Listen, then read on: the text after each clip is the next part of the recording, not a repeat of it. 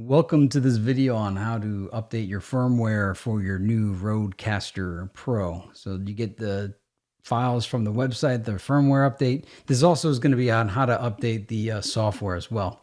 So choose your Rodecaster Pro firmware. Make sure you choose the right icon and then say next. This is a real simple, easy install. It's pretty straightforward. I'm just doing this just in case you wanted to see what it looked like before doing it.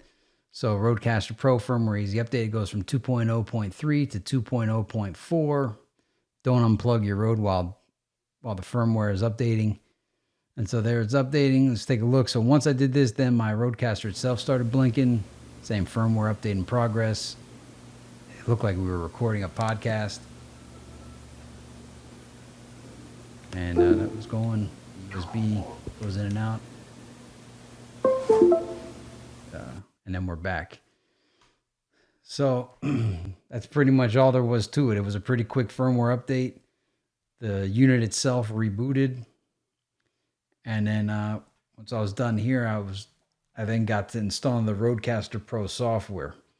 But pretty much I just clicked home here and the firmware was done.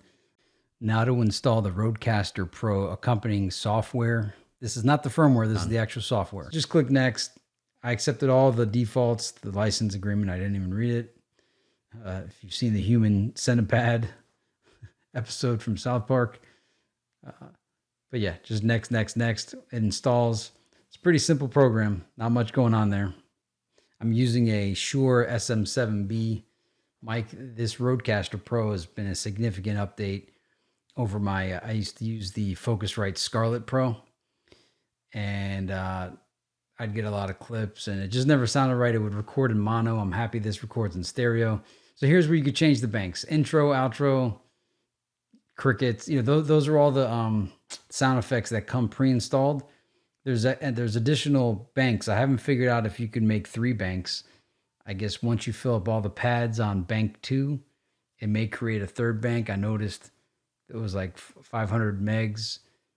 And this is where you could access the SD card. Just in case you were recording your podcast directly. I don't know. I'm never going to record directly to the SD card. I'm always going to record into my computer through my software.